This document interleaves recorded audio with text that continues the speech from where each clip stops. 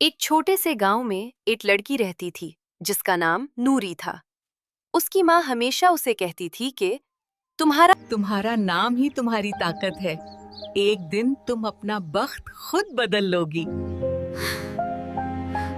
नूरी एक गरीब घर में पैदा हुई थी।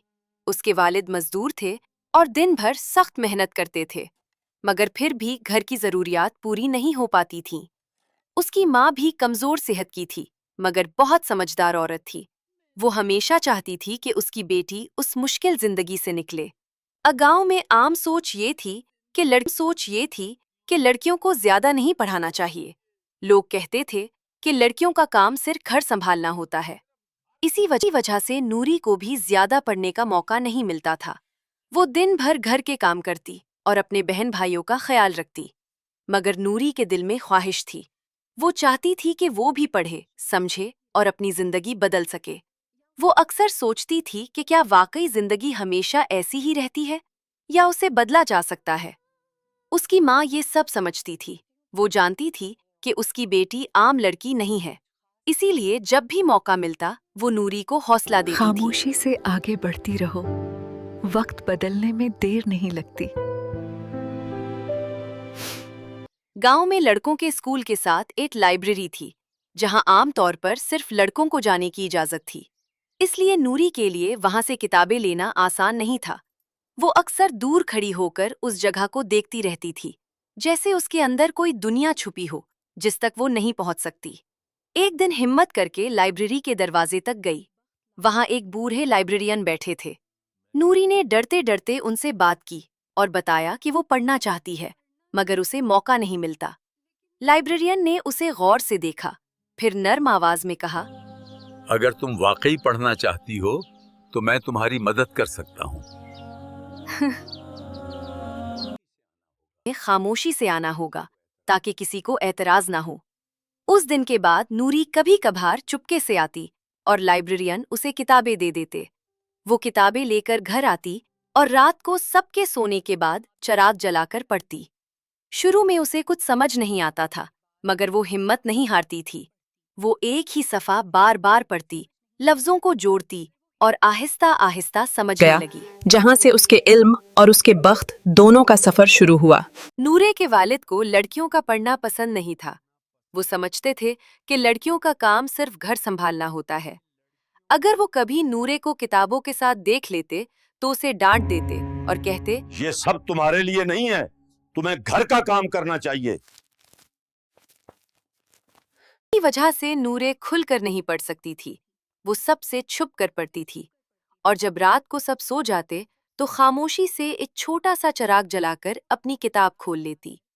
एक रात जब वो पढ़ रही थी तो उसकी नज़र एक पुरानी किताब के अंदर एक छोटे से आर्टिकल पर पड़ी।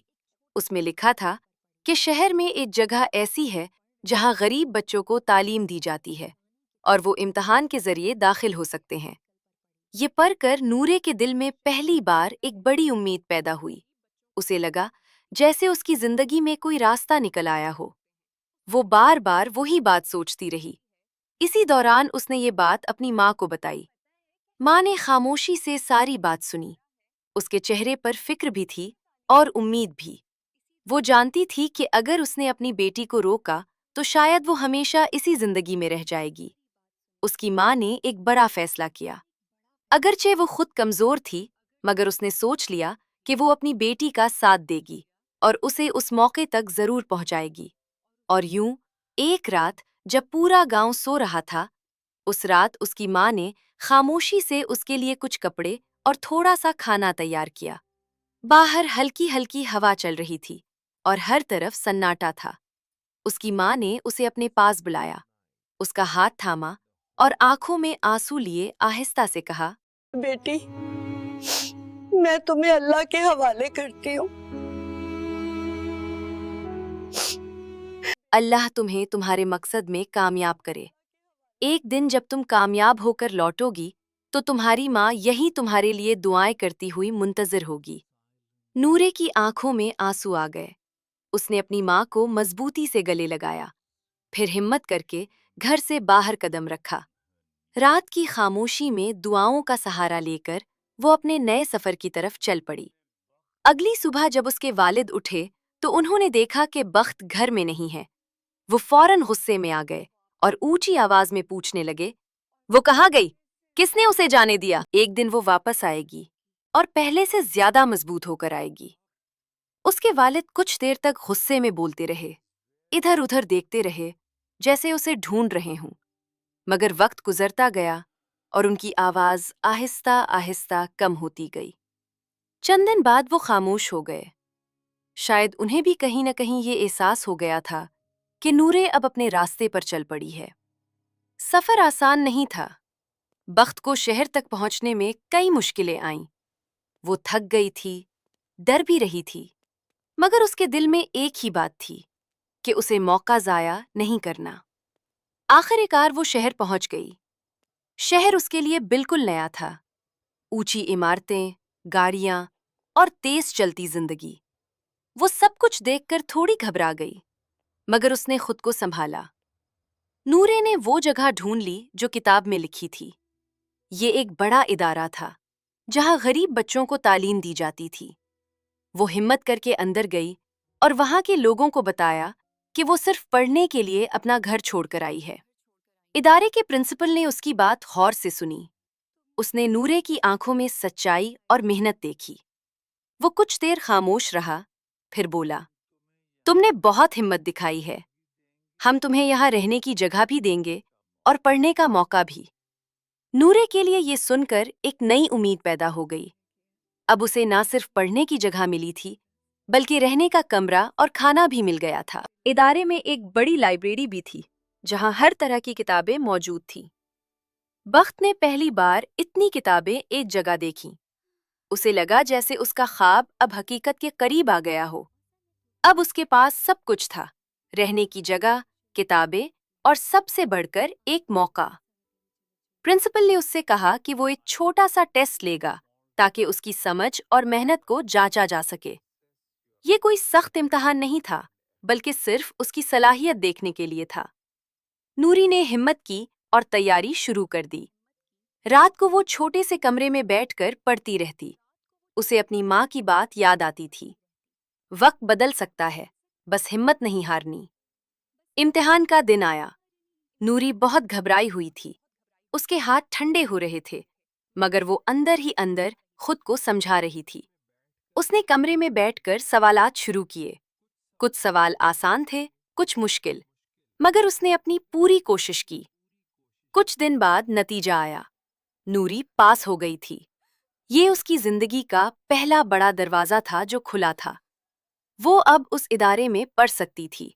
اس کے خواب کا پہلا قدم مکمل ہو چکا تھا، مگر اصل سفر ابھی باقی تھا۔ نورے اب اس ادارے میں پڑھنے لگی تھی۔ شروع میں اسے بہت مشکل ہوتی تھی۔ دوسرے بچے پہلے سے زیادہ سمجھدار تھے اور جلدی سیکھ لیتے تھے، مگر نورے آہستہ آہستہ محنت سے سب کچھ سیکھنے کی کوشش کرتی رہی۔ کبھی اسے کچھ سمجھ نہیں آتا تھا تو وہ بار بار پڑھتی اور دوبارہ کوشش کرتی۔ وہ کبھی ہار نہیں مانتی تھی۔ اگر کوئی اس کا مذاق اڑاتا تو وہ خاموش رہتی، کیونکہ اسے اپنے خواب پر یقین تھا۔ اس کے استاد نے بھی اس کی محنت کو دیکھا۔ انہوں نے اس لڑکی میں ایک خاص بات ہے، یہ ہار نہیں مانتی۔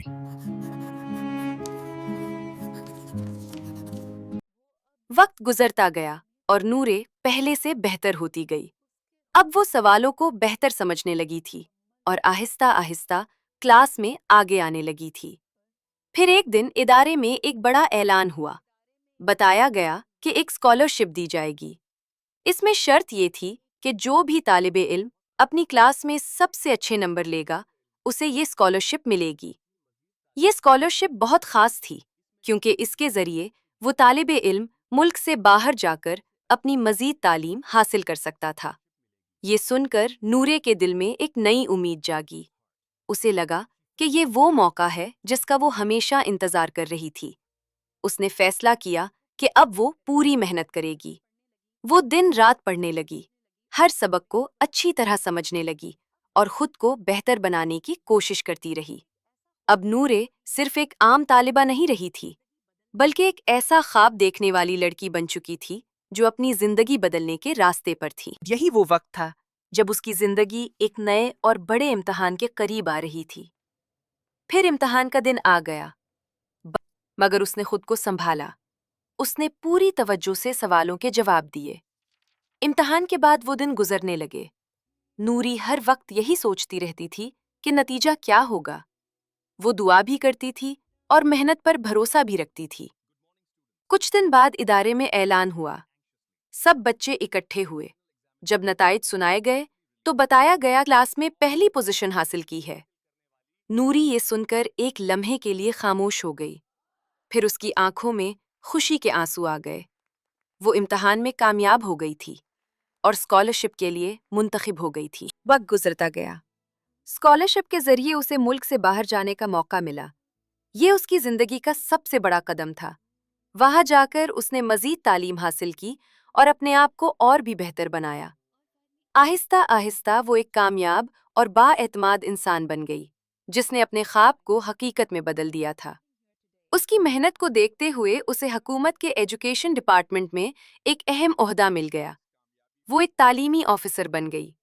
اب اس کا کام بچوں کی تعلیم بہتر بنانا تھا، خاص طور پر ان بچوں کی جو غریب تھے۔ یہ اس کی بڑی کامیابی تھی۔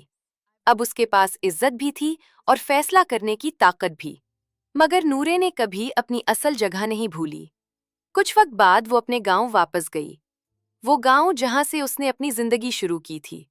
جب نورے گاؤں پہنچی تو ہر طرف خاموشی تھی، مگر جیسے ہی لوگوں کو پتہ چلا کہ وہ واپس آ گئی ہے تو سب حیران ہو گئے۔ وہی لڑکی جو کبھی غریب گھر سے نکلی تھی، آج ایک کامیاب تعلیمی آفیسر بن کر لوٹی تھی۔ نورے سیدھی اپنے گھر گئی۔ اس کی ماں دروازے پر کھڑی تھی۔ جیسے ہی ماں نے اسے دیکھا تو اس کی آنکھوں میں آنسو آ گئے۔ نورے نے آگے بڑھ کر اپنی ماں کو گلے لگا لیا اور آہستہ سے کہا، امی، امی، میں کامیاب ہو گئی۔ میں کامیاب ہو گئی ہوں، اپنا بخت بدل کر۔ اس کی ماں کچھ بول نہ سکی، صرف روتی رہی اور بار بار اسے دیکھتی رہی، جیسے وہ یقین کرنا چاہتی ہو کہ یہ حقیقت ہے۔ اسی وقت اس کے والد بھی وہاں آ گئے۔ وہ خاموش کھڑے اسے دیکھتے رہے، ان کی آنکھوں میں فخر تھا۔ وہی والد جو کبھی اس کی پڑھائی کے خلاف تھے، آج اپنی بیٹی کی کامیابی پر خاموشی سے خوش تھے۔ نورے نے اپنے ماں باپ کا ہاتھ پکڑا اور کہا، امی ابو، یہ سب آپ کی دعاؤں اور امی کے حوصلے کی وجہ سے ممکن ہوا۔ صرف خوشی تھی اور ایک ایسا فخر تھا جو برسوں کی محنت کے بعد آیا تھا۔ نورے نے گاؤں کے لوگوں سے بات کی۔ اس نے خاص طور پر لڑکیوں کی تعلیم پر زور دیا۔ اس نے کہا کہ ہر لڑکی کو پڑھنے کا حق ہونا چاہیے۔ اس نے گاؤں میں ایک چھوٹا اسکول شروع کروایا اور لڑکیوں کے لیے خاص تعلیمی پروگرام بنائے۔ وہ خود آ کر ان کی رہنمائی کرتی تھی۔ آہستہ آہستہ گاؤں میں تبدیلی آنے لگی۔ لوگ جو پہلے مخالفت کرتے تھے، اب سمجھنے لگے کہ تعلیم واقعی زندگی بدل سکتی ہے۔ نورے اکثر کہتی تھی کہ اس کی کامیابی صرف اس کی نہیں، بلکہ اس کی ماں کی دعا، اس کی محنت اور اس کے بخت کا نتیجہ ہے۔ اور یوں وہ لڑکی جو کبھی غریب تھی، آج دوسروں کے لیے امید بن گئی تھی۔